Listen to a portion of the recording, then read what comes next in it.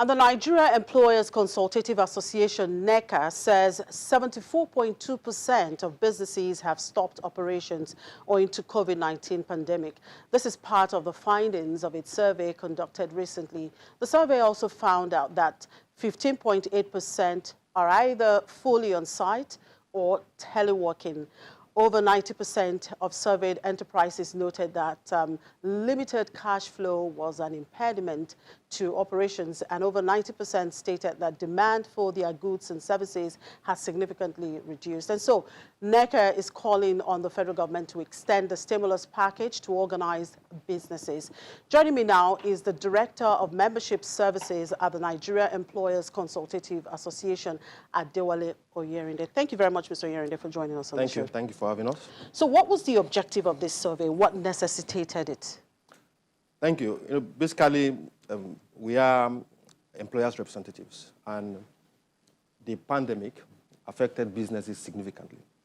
So our focus, one of the key objectives of the survey, of the research, was to assess business needs. Businesses have been impacted terribly.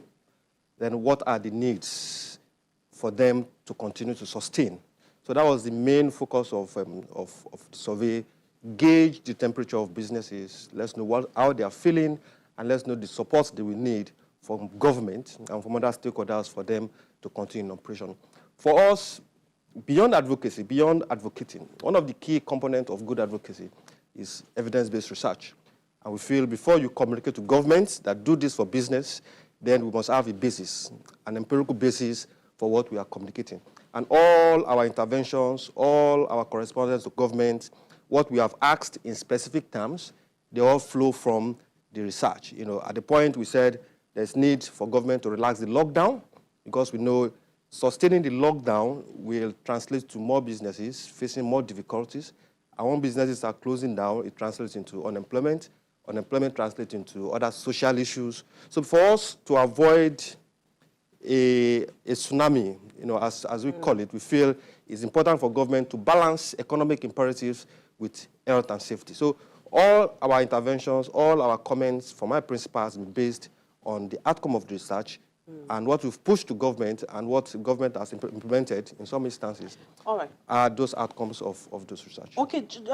Before we go into the nitty-gritty of your findings, how do you categorize your members or the organized businesses? Because I know the CBN stimulus measures, which include the 50 billion naira for the SMEs, and we have 100 billion naira for the pharmaceuticals, and 1 trillion naira for manufacturers. So does it mean that your members don't fall into these categories? The research was conducted, it's instructive to note that it was conducted between March and May, basically to gauge, that was the critical times when businesses were locked down, when there was total lockdown. And as you said, our members includes the manufacturers, the SMEs. In fact, we are Nigeria Employers Consultative Association. So once you are an employer, then you ordinarily should belong to NECA. So the intervention by the CBN, intervention by COVID, intervention by other stakeholders, were coming towards the end of April, end of May, and the bureaucracy also of assessing those interventions is something else.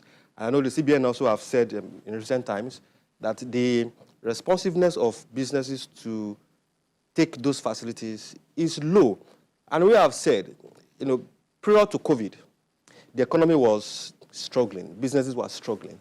Now, COVID-19 came and caused more damage, Now, giving a business that is already dying a loan is probably adding more burden to its business. So we have advocated, look, give grants to such businesses for them to remain operational.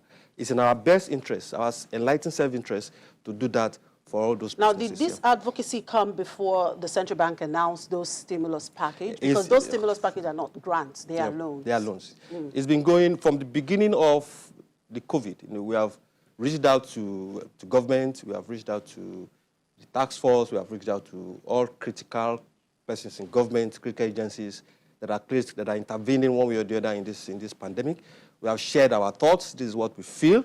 This is what we think, this is what we know that other countries are doing to keep their businesses running, to keep the economy running. And we feel government should, if they can do in totality what those countries have done, at least some of those critical interventions, government should be able to do it. Those interventions have been communicated to government. Okay, so tell me, what were your major findings in this survey? One, the survey, as we all know, research are basically to do two things.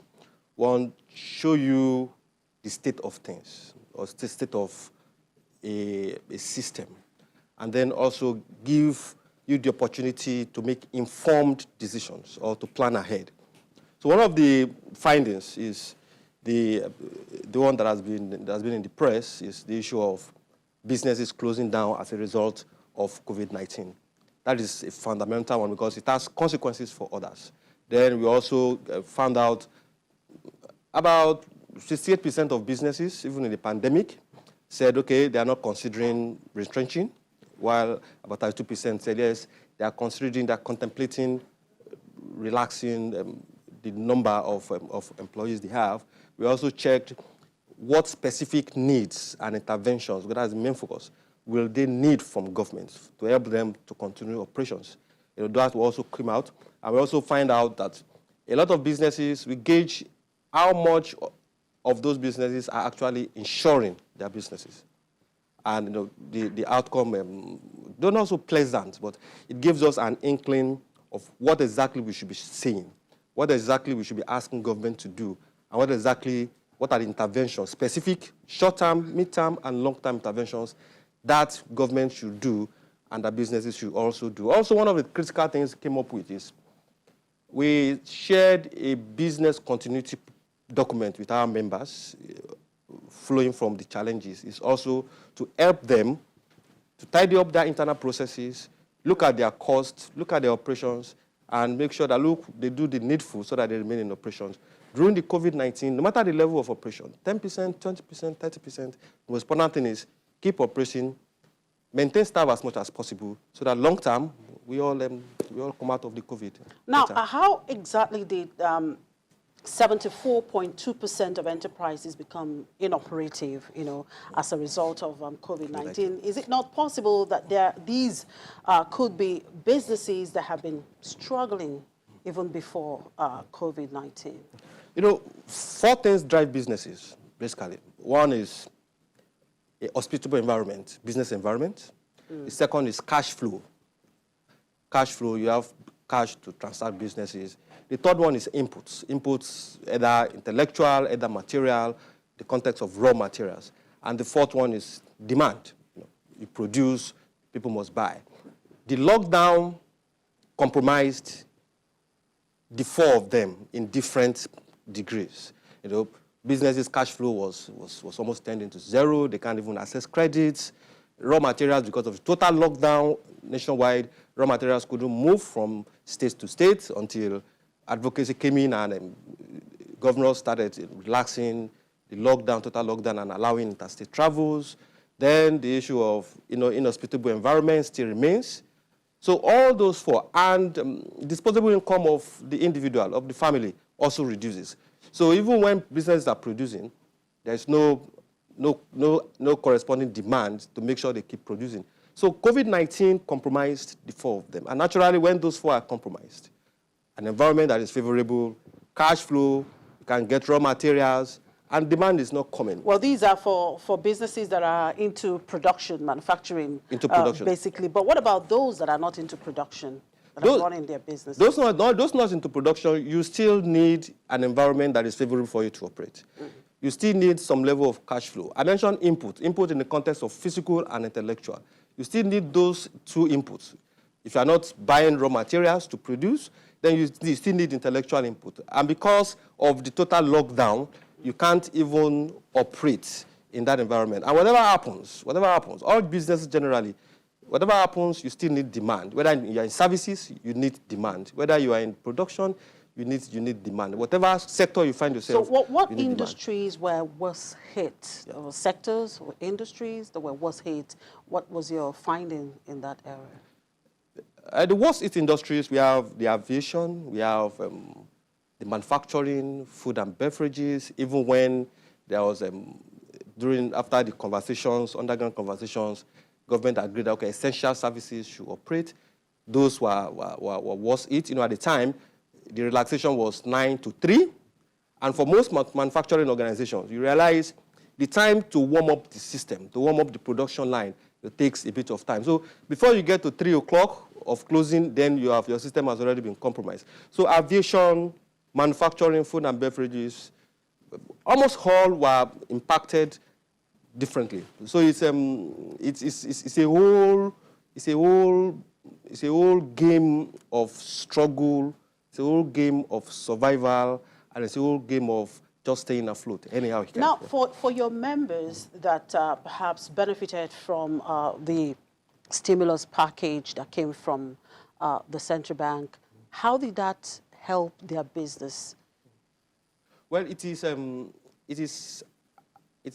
arguable, to say that they have benefited from those packages, except if there is no specific data from the agency, from CBN, to say this is the number of businesses that have benefited. This is the number of businesses that have benefited. Part of the feedback well, quite a number of them have received the money. Yes, part of the feedback we've gotten is the bureaucracy. Going into who have received and who haven't received is a different conversation entirely that we want to go to in this session. But it is arguable to say that the majority of those businesses have actually benefited from the intervention. From feedback we've gotten, some have tried to, and they hit brick wall. So it's arguable to say businesses have actually benefited from the intervention. So except the agency, the CBN will come and share those data, that these are the agents, these are the businesses that have benefited, these are the SMEs that have actually collected those facilities, these are the multinationals that have collected. Then it will give us an opportunity to make appropriate comment on that. Well, I'm sure that during your survey, your respondents must have told you what their immediate needs are. Yeah. What are they asking from government now? What are you, as an advocacy body, asking from the government for your members? Key for us is we've asked government to come up with a job retention scheme. A job retention scheme is all-encompassing.